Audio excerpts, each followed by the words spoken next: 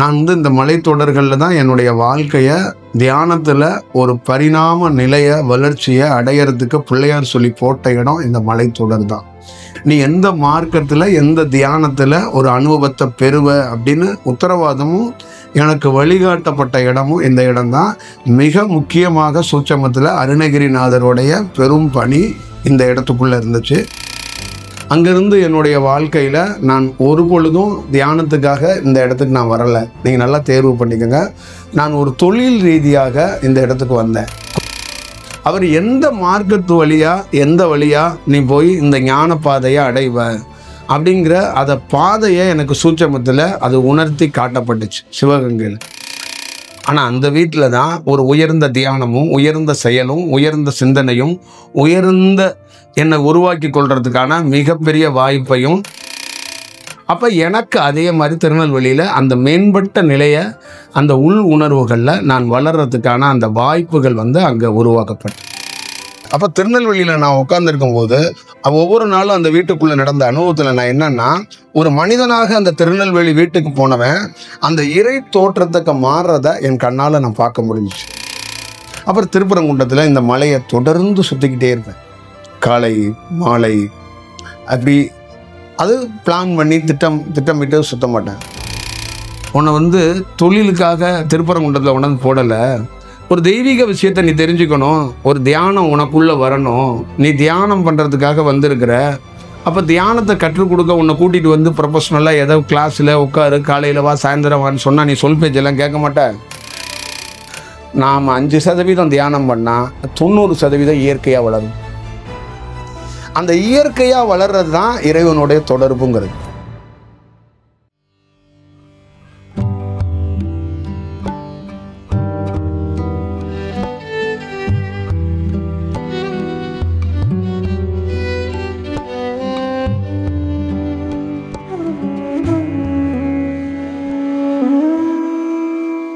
திருப்பரங்குன்றத்தில் அந்த மலைக்கு பின்னாடி தான் உட்காரலாம்னு பார்த்தோம்.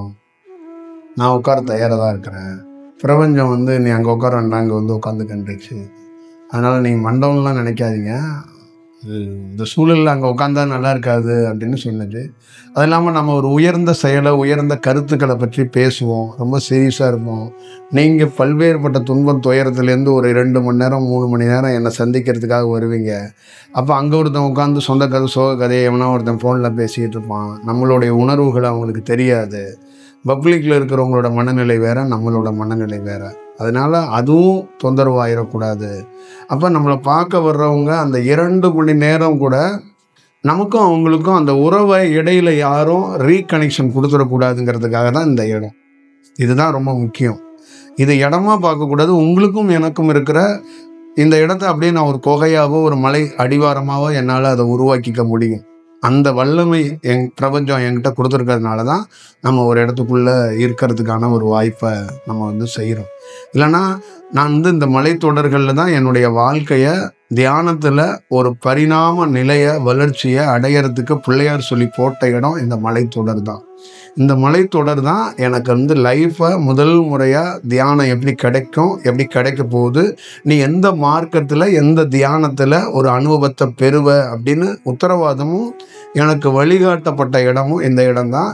மிக முக்கியமாக சூட்சமத்தில் அருணகிரிநாதருடைய பெரும் பணி இந்த இடத்துக்குள்ளே இருந்துச்சு. இன்ன வரைக்கும் முழுசாக நான் பார்த்ததில்ல.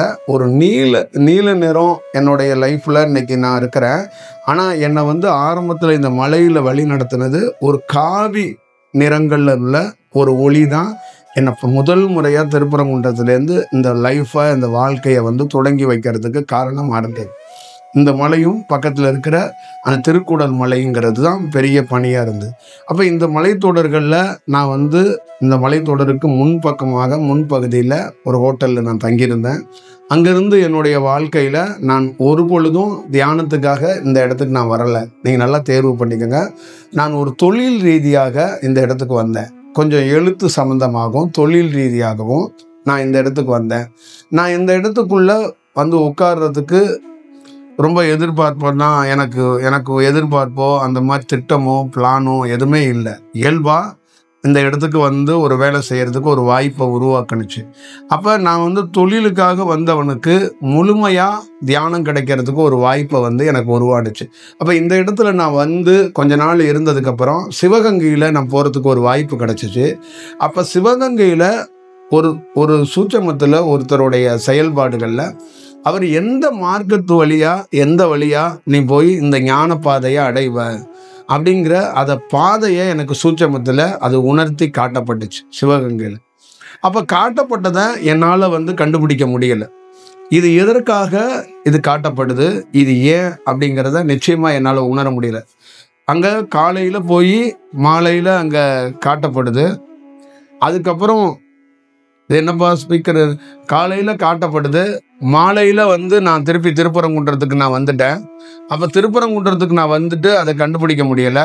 அடுத்த நாள் வந்து நான் வந்து தேனிக்கு வந்து எந்த வேலைக்காக வந்தனோ அதே பொழப்புக்காக தொழிலுக்காக தேனியில் ஒரு இடத்த லொக்கேஷன் பார்க்கறதுக்காக ஒரு மலை கிராமம் எனக்கு வேணும். அந்த மலை கிராமம் மலை நகரத்தோட தொடர்பில் இருக்கக்கூடாது. அந்த மலை கிராமம் தனியாக துண்டிச்சு இருக்கணும். 2 கிராமமாக இருக்கணும். ஒரு கிராமம் கீழே இருக்கணும், ஒரு கிராமம் மலைக்கு மேலே இருக்கணும். இந்த 2 கிராமமும் நகரத்தோட தொடர்பே இருக்கக்கூடாது. எங்கிட்டு சுற்றினாலும் காடுகளாக இருக்கணும். அப்படி கிராமம் எனக்கு ஒன்று வேணும்னு சொல்லிட்டு வருஷ நாட்டில் போய் நான் ஒரு இடம் பார்க்கறதுக்காக நான் போனேன். அப்போ அங்கே எனக்கு என்னன்னா, அந்த வெள்ளிமலை அப்படிங்கிற ஒரு கோயில் இருக்குது. அந்த வருஷ நாட்டில் உள்ளே போய் ஃபாரஸ்ட்டில் ஒரு ஸ்டேஜுக்கு மேலே அங்கே அலோடு இல்லை. பஸ்ஸு போகும், அங்கே இருக்கிறவங்க எல்லாம் பயன்படுத்துகிறாங்க. காரில் போகணும், சொந்த வாகனத்தில் போகணுன்னா அவங்க ஃபாரஸ்ட்லேருந்து பர்மிஷன் வாங்கிக்கிட்டு உள்ளே அனுப்புவாங்க. அங்கே ஸ்டே பண்ணுறதெல்லாம் யாருக்கும் அலோடு இல்லை. அங்கே ஃபாரஸ்ட் அதிகாரி நினச்சாதான் அந்த கிராமத்தில் இருக்கிறவங்களுக்கே அங்கே அனுமதி. அந்த கிராமத்தில் இருக்கிறவங்கெல்லாம் பூர்வீகமாக உசிலம்பட்டி இந்த பக்கம் மதுரையை சார்ந்தவங்க தான் குடிபெயர்ந்து அங்கே ஆரம்ப காலகட்டத்தில் அங்கே இருந்திருக்காங்க. அங்கேருந்து குடிபெயர்ந்து தான் உசிலம்பட்டி இந்த பக்கம்லாம் வந்திருக்கிறாங்க. இப்போ அவங்க அந்த வீடுகளையும் அங்கே இருக்கிற நிலங்களையும் அப்படியே வச்சு பாதி பேர் அங்கே இருக்கிறாங்க, பாதி பேர் இங்கே குடிபெயர்ந்துருக்கிறாங்க. அப்போ அங்கே போகும்போது அந்த கோவிலுக்கு வெள்ளிமலை அந்த கோவிலுக்கு என்னை போக வைக்கல. அதுக்கு முன்னாடியே ஒரு 10 மைலுக்கு முன்னாடியே நான் இறங்கி அந்த கிராமத்தை தேர்வு பண்ணிட்டேன். நல்ல கிராமம் அப்படிங்கிறது. அந்த கிராமத்தை தேர்வு பண்ணிவிட்டு என் வாழ்க்கையில் திருப்பியும் நான் இங்கேருந்து கிளம்புறதுக்காக வாய்ப்பை உருவாக்கும் போது இந்த சிவகங்கையில் எனக்கு உணர்த்தினார் பாருங்க சூட்சமத்தில். அதை அந்த மேற்கு தொடர்ச்சி மலையில் அந்த இடத்துல நீ இந்த வழியாக தான் ஞான பாதையை தொடுவேங்கிறத மீண்டும் எனக்கு கிளாரிட்டி பண்ணப்பட்டது. அப்போ ஞாபகம் வச்சுக்கோங்க, நான் தொழிலுக்காக திருப்பரங்குன்றத்தில் தங்கியிருக்கேன். தொழிலுக்காக எனக்கு ஆசீர்வாதம் ஒரு நல்ல செயல் கிடைக்குங்கிறதுக்காக சிவகங்கைக்கு போகிறேன். தொழிலுக்காக நான் வந்து அங்கே போய் வருஷ நாட்டில் ஒரு இடம் பார்க்குறேன். ஆனால் எல்லாமே ஒரு சூட்சமத்தில் இறைக்காகவும் பிரபஞ்சத்துக்காகவும் தியானத்துக்காகவும் என்னை அறியாமல் ஒரு செயல் நடக்குது. அப்போ அந்த இடத்துல உனக்கு எந்த மார்க்கத்தில் போகணுங்கிறத உறுதியாக காட்டப்படுது. அப்போ அங்கே வந்து அதுக்கப்புறம் திருப்பரங்குன்றம் இரவு வந்து ஸ்டே பண்ணிட்டேன். திருப்பி திருப்பரங்குன்றத்துலேருந்து அடுத்த கட்டமாக எனக்கு ஒரு பெரிய வாய்ப்பு என்னன்னா, திருநெல்வேலிக்கு என்னை வந்து போகணும் அப்படிங்கிற ஒரு செயல் உருவாக்கப்பட்டது. அப்போ இந்த திருநெல்வேலிக்கு போகிறதுக்கான ஒரு வாய்ப்புகளை வந்து திருநெல்வேலிக்கு போகிறதுக்கு முன்னாடி என்னுடைய பணி எங்கே இருக்குன்னா சதுரகிரி மலையோட அடிவாரத்தில் இருக்கும். இது எல்லாமே என்னுடைய சொந்த எக்ஸ்பீரியன்ஸுக்காக என்னுடைய அனுபவத்தை நான் சொல்கிறேன். உங்களுக்கும் அதே சதுரகிரி மலையோட அடிவாரத்தில் திருப்பரங்குன்றத்தில் திருநெல்வேலியில் நடக்குமானா நிச்சயமாக நடக்காது. உங்களுக்கு உங்கள் வீட்டுக்கு அருகாமையில் கூட நடக்கலாம், உங்கள் வீட்டுக்கு மரத்துக்கு பக்கத்தில் நடக்கலாம், உங்கள் தெருவுக்கு அடுத்த தெருவில் நடக்கலாம், ஏன் காசியில் கூட நடக்கலாம். ஒவ்வொருத்தருக்கும் ஒவ்வொரு இடம் இருக்கும். அதனால ஒரு ஞானிக்கு ஒரு இடத்துல நடந்ததுனால அதே இடத்த பிடிச்சி சுற்றுறது மூட நம்பிக்கை ஆயிரும். என்னுடைய அனுபவத்தில் இந்த இடம் ஸ்பெசிஃபிக்காக எனக்கான ஒரு பணியை செய்யறதுக்கு வாய்ப்பை உருவாக்கி கொடுத்துச்சு. அதை அப்படியே உங்ககிட்ட ஷேர் பண்ணுறதுக்கான ஒரு வாய்ப்பாக இதை நான் வேறு வடிவத்தில் சொல்லியிருக்கிறேன். அது முற்றிலும் வேறு வடிவத்துக்குள்ளே நான் சொல்கிறதுக்கான இன்றைக்கி நான் வாய்ப்பை நான் உங்களுக்கு சொல்கிறேன். அப்போ உங்களுக்குள் அந்த திருநெல்வேலிக்கு போகிறதுக்கு சதுரகிரியில் நான் அடிக்கடி அங்கே போயிட்டு அங்கேருந்து திருநெல்வேலிக்கு போகிறதுக்கான ஒரு வாய்ப்பை உருவாக்கும் போது அங்கே எனக்கு ஒரு வீடு வந்து இயல்பாக இந்த தொழில் சம்மந்தமாக எனக்கு அவங்களும் ரொம்ப உதவியாக ரொம்ப பக்கபலமாக இருந்தாங்க. அப்போ அந்த வீடு அந்த செயல் சாப்பாடு நமக்கு தொழில் ரீதியாக பக்கபலமாக இருக்கிறாங்க மட்டும்தான் நம்ம நினச்சோம். ஆனால் அந்த வீட்டில் தான் ஒரு உயர்ந்த தியானமும் உயர்ந்த செயலும் உயர்ந்த சிந்தனையும் உயர்ந்த என்னை உருவாக்கி கொள்றதுக்கான மிகப்பெரிய வாய்ப்பையும் என்னை மேம்படுத்தி கொள்வதற்காக நான் அடிக்கடி சொல்கிறேன், தியானத்தில் உங்களை மேம்படுத்தி கொள்ளுங்க, உங்களை பெருக்கி கொள்ளுங்க. உங்களில் நம்ம தியானம் அப்படிங்கிற ஒவ்வொருத்தருக்குள்ளேயும் தியானங்கிற விதை என்னன்னா, தியானத்தை உள்ள விதைக்கும் போது அது எப்படி நீங்கள் வெளியில் ஒரு செடியை பார்க்குறீங்களோ அதே மாதிரி தியானம்ங்கிறதும் உள்ள ஒரு செடி தான், ஒரு மரம் தான். அது வேர் ஊனி, வேருங்கிறதும் மரங்கிறதும் இலைங்கிறதும் கிளைங்கிறதும் எல்லாமே நரம்புகள் தான். நீங்கள் தண்ணியாக வெளியில் ஊற்றுறீங்க, அங்கே இரத்த நாணங்களாக இரத்தங்களாக உள்ளே செயல்பாடுகள் இருக்குது. அப்போ அந்த நரம்பு மண்டலங்கள் மாறுவதற்கும் உள்ள அந்த வளர்ச்சி நடக்கும்போது அங்கே என்ன நினைக்கிறேன்னா, மனித செயல்லேருந்து மனித சிந்தனையிலேருந்து ஒரு மனிதன் முற்றிலும் விடுபடுறதுக்கான வாய்ப்பு உருவாக்கப்படுது. அப்போ மேம்படணும், அதை காத்திருக்கணும். ஒரு செடியை வச்சுட்டு 10 நாள் வச்சுட்டேன், 1 மாதம் வச்சுட்டேன், 2 மாதம் வச்சுட்டேன், 3 மாதம் வச்சுட்டேன் அப்படிங்கிறது இல்லை. ஒரு குழந்தை எப்படி 10 வயசு 12 வயசு 14 வயசு 15 வயசு 20 வயசுன்னு வளர்க்குறீங்களோ அந்த மாதிரி தியானங்கிறது அது குறிப்பிட்டதில் மேன்மை அடைய அடைய அடைய ஒவ்வொரு முறையும் ஒரு தனி மனிதன், இங்கே இருக்கிற அத்தனை மனிதன்ட்டே சொல்கிறேன், ஒரு சிறு விஷயமா இருந்தாலும் நீ மேன்மை அடைய அதுக்கான ரியாக்ஷனாக அது காட்டும். அதோட ரியாக்ஷனில் தான் உங்களுக்கு உடல் ஆடுறது, உடலில் துடிப்பு வர்றது, நரம்பு மண்டலங்களை மாறுறது, ஒரு காட்சிகள் வர்றது, தெய்வீக வழிபாட்டுக்கு போகிறது, ஒரு குருவை தேடுறது, பல குருவை தேடுறது, பல காணொலியை தேடுறது, பல படிப்புகளை தேடுறது, பக்தியிலேயே முழுகி போகிறது, அமாவாசை பௌர்ணமிக்கு தன்னையே மறந்து எங்கேயாவது போய் உட்காந்துருக்கிறது. இதெல்லாம் எது காட்டுது அப்படின்னா, உங்களுக்குள்ள விழுகப்பட்ட அந்த விதையோடைய அந்த இலை அங்கங்கே கிளை அடிக்கும் போது அதோடைய வளர்ச்சி தான் இது. அப்போ எனக்கு அதே மாதிரி திருநெல்வேலியில் அந்த மேம்பட்ட நிலையை, அந்த உள் உணர்வுகளில் நான் வளர்கிறதுக்கான அந்த வாய்ப்புகள் அங்கே உருவாக்கப்படும். அதுதான் அதுக்குள்ளே இருக்கின்ற ரொம்ப ஸ்பெசிஃபிக்கான அங்கே நடந்தது. அப்போ அந்த மேன்மை அடைகிற நான் ஒரு மனிதனாக இருக்கிறவன், தொழில் செய்யறதுக்காக போனவன், பெரிய செயல் வடிவத்துக்குள்ளே இருக்கிறவன், அங்கு இறை வடிவத்தையும் இறை தோற்றத்தையும் எனக்குள்ளே, இப்போ நமக்குள்ள ஒரு கலர்ஸாக, இப்போ நம்ம ஒரு பிளாக் நிறத்தில் இருக்கிறோம், நம்மளே ஒரு கலராக மாறினா எப்படி இருக்கு, அந்த மாதிரி என்னை நான் தன்னை உணருதல் அப்படின்னு சொல்லுவாங்கல்ல. அப்போ திருநெல்வேலியில் நான் உட்கார்ந்துருக்கும் போது ஒவ்வொரு நாளும் அந்த வீட்டுக்குள்ளே நடந்த அனுபவத்தில் நான் என்னன்னா, ஒரு மனிதனாக அந்த திருநெல்வேலி வீட்டுக்கு போனவன் அந்த இறை தோற்றத்துக்கு மாறுறத என் கண்ணால் நான் பார்க்க முடிஞ்சிச்சு. அப்போ 1 நாள் 2 நாள் 3 நாள் நான் அங்கே தங்கியிருப்பேன். அப்புறம் திருப்பி திருப்பரங்குன்றம், இப்போ திருப்பரங்குன்றம் திருநெல்வேலி, இப்படி இதுக்குள்ள பெரிய தொடர்புகள் எனக்குள்ள இருந்துச்சு. அடுத்தபடியாக தொழில் சம்பந்தமாக நான் செஞ்ச வேலையெல்லாம் எங்கன்னு கேட்டிங்கன்னா, மேற்கு தொடர்ச்சி மலை தான். இந்த நம்ம அந்த பக்கம் தேனியில் மேகமலை சொல்லுவாங்கள்ல, அந்த மேகமலை அடிவாரத்தில் தான் என்னுடைய வாழ்க்கையில் அந்த அடிவார தொடர்களில் தான் நிறைய இந்த டிராவல் கிடைக்கும்போது, அப்போ அங்கே அந்த தொடர்களில் எல்லாம் என்னன்னா, இயல்பாக நிறைய ஞானிகள் உட்கார்ந்து தவம் செஞ்ச குகைகள், மரங்கள், வெள்ள நாகங்கள், இதெல்லாம் படம் பிடிக்கிறதுக்கு, கேமராவில் ஷூட் பண்ணுறதுக்கு, அந்த பகுதியில் நடந்து போகிறதுக்கான வாய்ப்புகள் எனக்கு கிடைக்கப்பட்டுச்சு. அந்த காடுகளில் அங்கே இருக்கிற அந்த கிராமத்து மக்கள் சிறுத்தைகள் அதிகமாக நடமாடுற இடம், ஆட்டுக்குட்டியெல்லாம் பிடிச்சிட்டு போயிருன்னு சொல்லும்போது அந்த கிராமத்து மக்கள் ரொம்ப ஆச்சரியப்பட்டது. 5 மணிக்கு மேலே 4 மணிக்கு மேலே காத்துக்கருப்பு வரும். நாங்களே இந்த காடு மலைகளில் நாங்கள் இங்கே பிறந்து வளர்ந்தாலும் பயப்படுவோம்.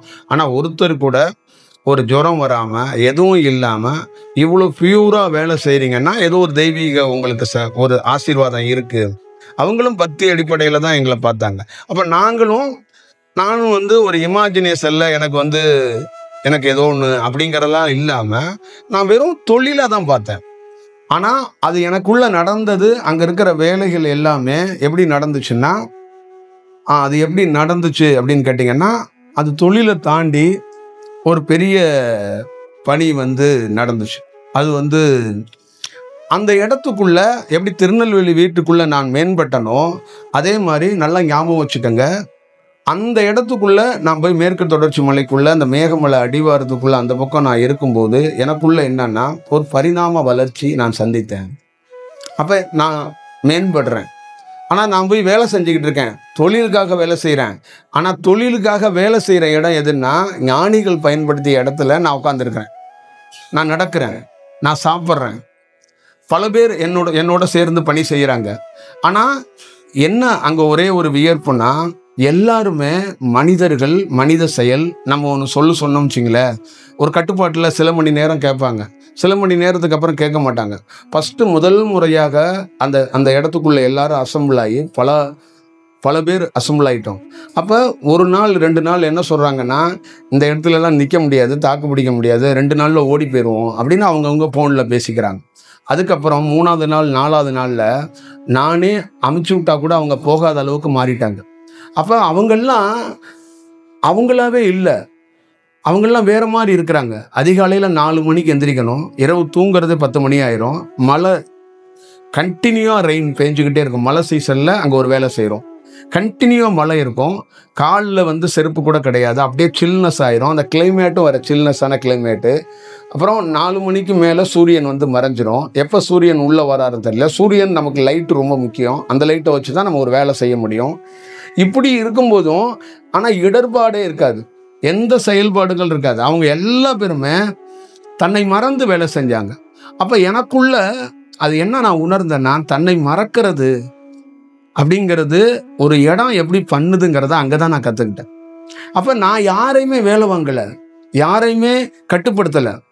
அப்போ இங்கே திருவண்ணாமலையில் எப்படி நம்ம உணவு கொடுக்குறோமோ அதே மாதிரி 3 மாதத்துக்கு தேவையான பாய், தலகாணி, மல்லிகை ஜாமான், சாப்பாட்டுக்கு இது எல்லாமே அங்கே கொண்டாந்து ஒரு வீட்டில் வச்சுட்டோம். அங்கே எல்லாம் வச்சதுனால அந்த கிராமத்து மக்களையே சமைக்க சொல்லிட்டோம். அவங்க சமைச்சு கொடுக்குறாங்க. தெய்வீகமான ஒரு சாப்பாடு, வழக்கமாக மனிதன் சமைச்சு வர்ற சாப்பாடு மாதிரியே இல்லை. அப்போ அந்த சாப்பாட்டுலேயும் பார்த்துட்டு வேலை செய்கிறவனுக்கு, ஏடா எவ்வளோ இடங்களில் வேலை செய்கிறோம், இந்த மாதிரி உணவு கிடைக்கலையே. அப்போ அந்த உணவும் நாம் ஏற்பாடு பண்ணல, அந்த உணவுக்குள்ளேயும் ஏதோ ஒரு மேஜிக் அங்கே இருக்குது. அப்போ அந்த இடங்கள் அத்தனைதுலையும் வேலை செஞ்சுக்கிட்டு இருக்கும்போது அப்படி ஒரு மேம்பட்ட நிலையை நான் உணர்ந்தேன். அதே மாதிரி தான் அந்த திருநெல்வேலிக்குள்ளே இருக்கிற செயல்.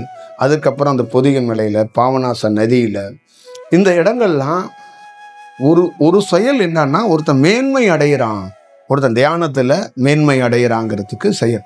அப்புறம் திருப்பரங்குன்றத்தில் இந்த மலையை தொடர்ந்து சுற்றிக்கிட்டே இருப்பேன், காலை மாலை. அப்படி அது பிளான் பண்ணி திட்டமிட்டு சுத்த மாட்டேன், அது எனக்குள்ளே ஒரு செயல். அப்புறம் எனக்குள்ளே இங்கே என்ன ஆயிடுச்சுன்னா, ஒரு கேஷுவலாக ஆயிடுச்சு. இந்த மலை சுற்றுறதோ தியானம் பண்ணுறதோ இதெல்லாம் எனக்கு ஒரு வேலையாக இல்லாமல் நினச்ச நேரத்தில் நான் சுற்றுவேன், நினச்ச நேரத்தில் தியானம் பண்ணுவேன். அப்போ அந்த மாதிரி ஒரு சூழல்களுக்கு இந்த இடம் வந்து என்னை உருவாக்கும் போது, அப்போ பல நாட்கள் நான் வந்து தீவிரமாக வளர்கிறேன். அப்போ எனக்கு ஒரு இடத்துல கிடையாது, ஒரு 3-4 செக்ஷனில் பிரித்து என்னுடைய வளர்ச்சி உருவாக்கப்பட்டது. அப்போ ஒரு தீவிரமாக இந்த மேக வெடிப்பில் மழை அப்படி தண்ணி கொட்டுதோ அந்த மாதிரி தீவிரமான ஒரு வளர்ச்சியை என்னால் உருவாக்கி கொள்றதுக்கு நான் உருவாக்கலை, இந்த பிரபஞ்சம் அந்த மாதிரி ஒரு சூழலை உருவாக்கி கொடுத்துச்சு. 100% பொருளாதார ரீதியாக ஒரு மனிதன் தொழிலை தேடி வந்தவனுக்கு இறைவனை அறிவதற்கு, இறைவனை தேடுறதுக்கான வாய்ப்பை இந்த திருப்பரங்குன்றம் ஏற்படுத்தி கொடுத்துச்சு. அப்போ நம்ம ஒரு நாள் கூட இங்கே மச்சமணி சித்தர் இருக்காரு, இந்த முருகன் இருக்கிறாரு, அந்த பக்கம் காகபுஜண்டர் இருக்கிறாரு, இந்த மலைக்குள்ள ஒரு அதிசயம் இருக்குது, கீழே முருகன் இருக்கிறாரு, 6 படை வீட்டில் முதல் வீடு, இதெல்லாம் எனக்கு சத்தியமாக கிடையாது. நம்ம பியூராக என்னன்னா தொழிலில் ஜெயிக்கணும், பெரிய ஒரு லட்சியத்தோட பொருளாதார ரீதியாகவும் அதே மாதிரி குடும்பத்தையும் ஒரு முன்னேற்ற பாதைக்கு எடுத்துகிட்டு போகணுன்னு தான் நம்ம இதுக்குள்ளே இருந்தோம். ஆனால் முற்றிலுமாக இது வேறு வடிவத்துக்குள்ளே அந்த வளர்ச்சியை நம்ம பார்க்கறதுக்கு அந்த வாய்ப்பை வந்து அது உருவாக்கி கொடுத்துச்சு. இதுதான் ரொம்ப முக்கியம்.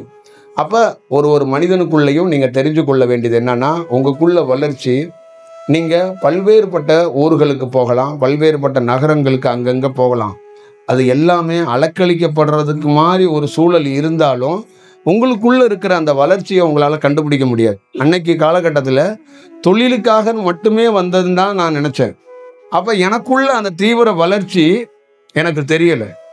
அப்புறம் ஒரு காலகட்டத்துக்கு மேலே தான் இந்த வளர்ச்சியில் நான் மாறப்படுறேன், வேற ஒரு வடிவத்துக்குள்ளே அது செயல் வடிவமாக மாறுறேன்.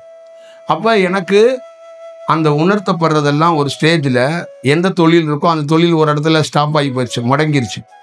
அப்போ எண்டில் நின்று நான் பார்க்கும்போது எனக்குள்ளே என்ன உணர்வுகள் வந்துச்சுன்னா, மிஸ்டர், உன்னை வந்து தொழிலுக்காக திருப்பரங்குன்றத்தில் உணர்ந்து போடலை, ஒரு தெய்வீக விஷயத்தை நீ தெரிஞ்சுக்கணும், ஒரு தியானம் உனக்குள்ளே வரணும், நீ தியானம் பண்ணுறதுக்காக வந்திருக்கிற. அப்போ தியானத்தை கற்றுக் கொடுக்க உன்னை கூட்டிகிட்டு வந்து ப்ரொஃபஷ்னலாக ஏதோ கிளாஸில் உட்காரு, காலையில் வா சாயந்தரம் வான்னு சொன்னால் நீ சொல் பேச்செல்லாம் கேட்க மாட்ட, நீ ஒரு அவுத்து விட்ட மாடு. அதனால் மாட்டை மாடு மாதிரியே டீல் பண்ணால் தான் நல்லாயிருக்கும். அதனால் நீயும் ஒரு மாடு, உன்னை டீல் பண்ண நானும் ஒரு மாடு. அதனால் உன்னை வேறு மாதிரி டீல் பண்ணணும் தான் அப்படி டீல் பண்ணோம். அதனால் உனக்கு நடந்திருக்க விஷயம் இதுதான். நீ கற்பனை பண்ணாத, காசு சம்பாதிக்க தொழில் பண்ணுறதுக்கு நீ வரல. அதனால் கடன் ஆயிடுச்சேன்னு நீ கவலைப்படாத. நீ தொழிலே பண்ண வரல, அப்புறம் எதுக்கு கடன் ஆயிடுச்சுன்னு நினைக்கிற? உனக்கு இதுதான், நீ பார்த்துக்க அப்படின்னு அந்த குரல் வந்து கேட்டு மறைஞ்சிருச்சு. அப்போ எனக்குள்ள நானே நினச்சி ஒரு தியானத்தை பண்ணணும்னு நினச்சிருந்தா சத்தியமாக பண்ணியிருக்க முடியாது. இந்த இலக்கை அடைஞ்சிருக்க முடியாது. இந்த இடத்துக்குள்ளே வந்திருக்க முடியாது. அப்போ நமக்குள்ளே ஒன்று கிடச்சிருச்சு, எப்படியாவது இதை பண்ணணும். அதுதான் நான் உங்ககிட்ட பல நாள் சொல்கிறேன். ஒவ்வொரு தியானத்துக்குள்ளேயும் ஒரு பர்சனலாக ஒரு எக்ஸ்பீரியன்ஸ் என்னென்னா, நாம் 5% தியானம் பண்ணால் 90% இயற்கையாக வளரும். அந்த இயற்கையாக வளர்றது தான் இறைவனுடைய தொடர்புங்கிறது. அப்போ நான் பல நாள் உங்ககிட்ட சொல்கிறது, குண்டலினி சக்தி, நெற்றிக்கண்ணெல்லாம் தெரிந்தவன் இறைவன். அவன் உனக்கு சொல்லி கொடுக்கணுமா, உன்னை வளர்க்கணுமாங்கிறது அவன்கிட்ட விடணும். அதுதான் விஷயம்.